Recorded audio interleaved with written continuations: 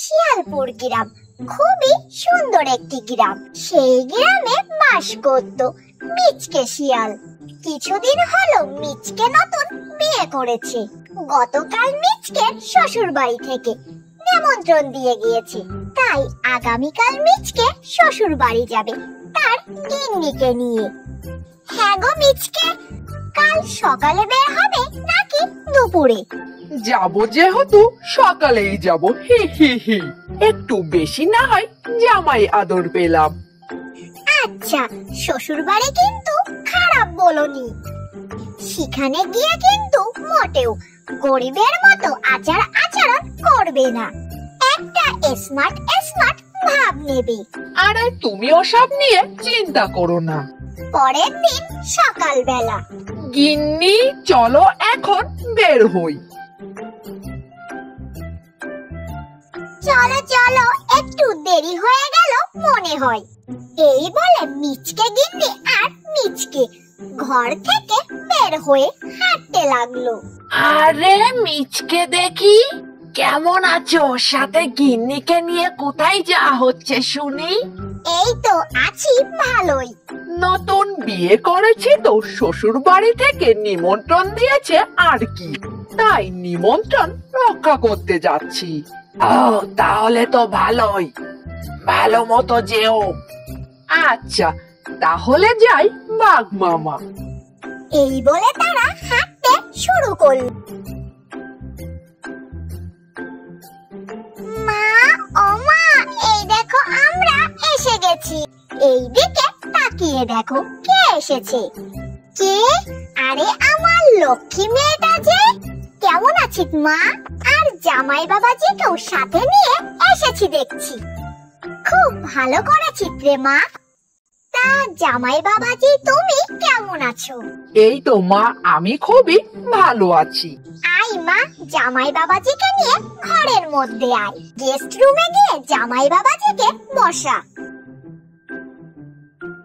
আরে বাগিন্নি, তোমার বাপের বাড়িরা এত বড় লোক? আচ্ছা ভালো কথা। সব জানলা দরজাই তো বন্ধ, কিন্তু এত শীত শীত লাগছে কেন? আরে বোকা, এখানে রুমে এসি চলছে। ও, কিন্তু এসি আবার কি? আরে এখন যদি তোমাকে এসি বুঝাতে হয় তাহলে আমার নাক কান সব কাটা যাবে। তুমি বরং এখন গিয়ে ফ্রেশ হয়ে আসো। ফ্রেশ ফ্রেশ আবার কি জিনিস? আরে মানে মুখ হাত ধুয়ে আসো। ও, তা সেটা বললেই তো পারতে। আরে বাহ, এত বড় বাথরুম! আমরা তো এতটুকু জায়গায় থাকি, আর এখানে এত বড় জায়গা শুধু বাথরুমের জন্য? আই মা, খাবার খেয়ে নে। যাও মা, আমরা আসছি। এই বলে তারা খাবার খেতে চলে গেল। খাবার খাওয়ার পর বুঝলে গিন্নি, খাবারটা যা ছিল, কিন্তু তোমার মা যখন বলল মেয়োনিজ নিয়ে আয়, তখন আমি মনে করেছিলাম কোন বিড়াল যেন খাওয়াবে। তোমাকে নিয়ে কবে জানি না বিপদে পড়া লাগে। আরে না না, কোনো সমস্যা হবে না, কিন্তু এত ভালো ভালো খাবার পায় অনেক বেশি খেয়ে ফেলেছি গো। এখন বাথরুমে চাপ দিচ্ছে। তোমাকে নিয়ে যে কি করব বুঝি না বাপু। আচ্ছা তুমি বাথরুমে যাও, কোনো সমস্যা করো না আবার। বাথরুম করার পর গিন্নি, ও গিন্নি, শোনো না গো, একটা বিপদে পড়ে গেছি। তুমি আবার কি করলে গো?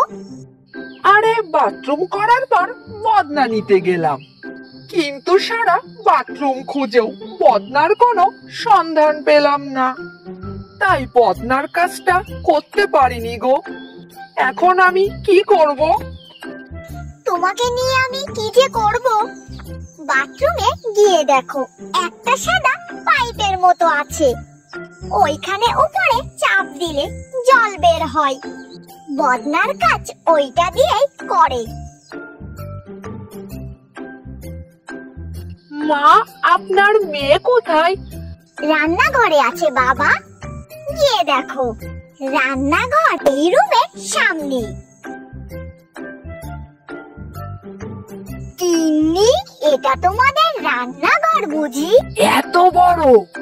আর এখানে তো মাটির চুলাও নেই। আবার সেই গ্রামের খ্যাতের মতো কথা বলছো? আরে পাগল, এটা শহর, এখানে থাকে গ্যাসের চুলা।